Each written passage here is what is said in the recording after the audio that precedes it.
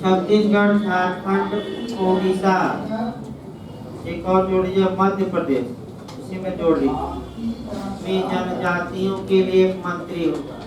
अगला लिखिए भाई आपका, सभी लोग जानते हैं लिखवाना क्या, बिना आपका किसी सदन का सदस्य रहे कोई आपका कह सकते हैं कि कितने दिन तक मंत्री या मुख्यमंत्री बना रह सकता है, तो 6 माह तक।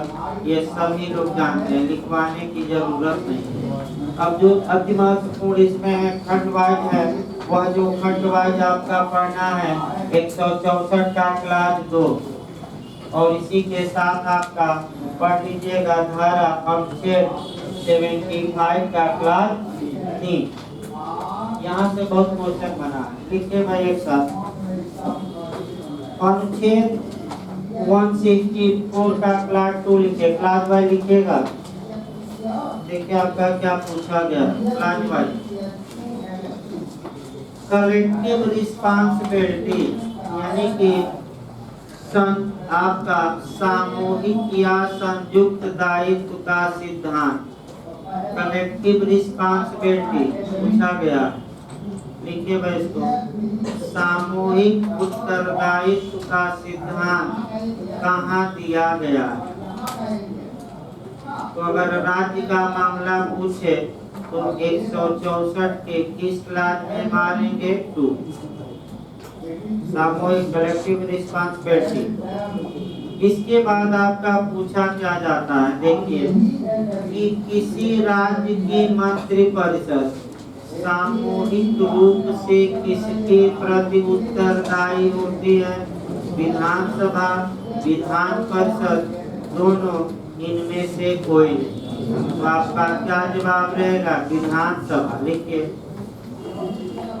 इसी में आपका चल रहा है 164 के क्लास 2 में किसी राज्य की मंत्रिपरिषद, राज्य में अभी चल रहा है, संघ में अभी हम आएंगे। किसी राज्य की मंत्रिपरिषद सामूहिक रूप से विधानसभा के प्रति उत्तरदायी होती है, सामूहिक रूप से विधानसभा के प्रति उत्तरदायी होती है। कलेक्टिव रिस्पांसिबिलिटी क्वेश्चन में लिखे था, एक दो क्वेश्चन और इसका निकाला था। देखिए अनुच्छेद 75 के क्लास 3 के अनुसार,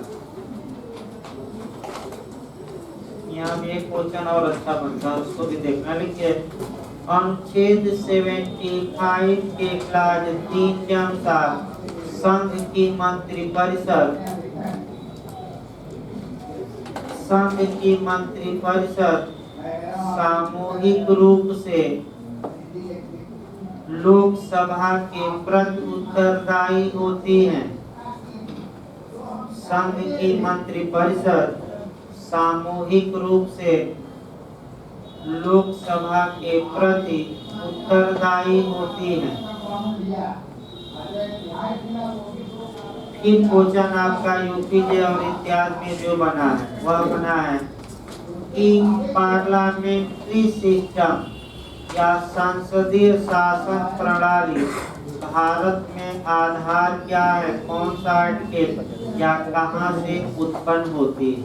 तो अगर संघ स्तर पर हम देखें तो पार्लियामेंट्री सिस्टम का जो प्रोड है, बेस है, आधार है, वह आपका आर्टिकल 75 का क्लास 3 है। लेकिन इसी के साथ आपका एक और अनुच्छेद पढ़ना है और वह आपका 74 भी पढ़ना है। यानी कि इसका मतलब ये हुआ कि 74 और 75 का, देखिए यूपी पीसीएस में जो क्वेश्चन बना है कि संसदीय शासन प्रणाली की आधारशिला कौन सा, तो जो विद्वान ये बताते हैं कि जो ये आपका माने सामूहिक उत्तरदायित्व होता है, यही संसदीय शासन प्रणाली के क्या है, आधार है।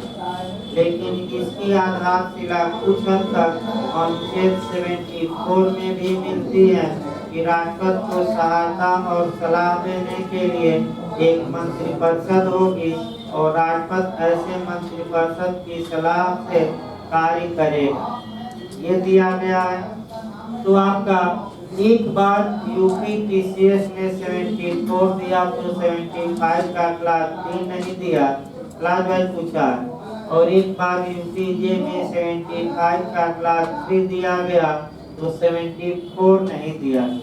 लेकिन समस्या तब उत्पन्न होगी, अब तक कोई क्वेश्चन बना नहीं है, लेकिन बन सकता है कि अगर 74 भी रहे और 75 का क्लास 3 रहे और दोनों में एक चुनना हो कि संसदीय शासन प्रणाली की आधारशिला भारत में कौन सा अनुच्छेद है, तो जो विद्वानों की राय है वह 75 का क्लास 3 बताते हैं। कई किताबों में ये मिलता है, लेकिन ये विवाद का विषय हो सकता है, क्योंकि आपका 74 भी कहती है कि राष्ट्रपति को सहायता और सलाह देने के लिए क्या होगी, मंत्रिपरिषद। लेकिन ज्यादा जो विद्वानों का तर्क है उस आधार पर हम बता रहे हैं।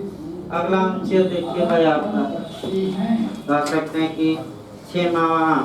इसके बाद आपका 165 बता ही दिया गया है, एडवोकेट जनरल, राज्य का महाधिवक्ता।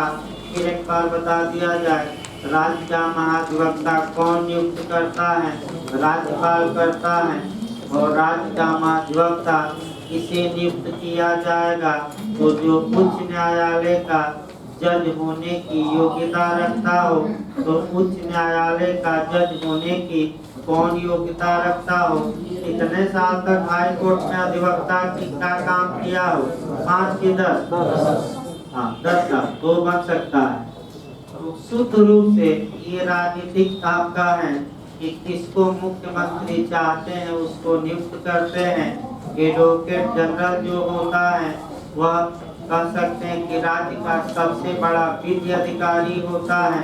इसे कैबिनेट स्तर मंत्री का दर्जा प्राप्त होता है। यह वेतन न पाकर बताया गया था, पारिश्रमिक पाता है। इसका प्राप्त पारिश्रमिक कौन निर्धारित करता है, राज्यपाल करता है।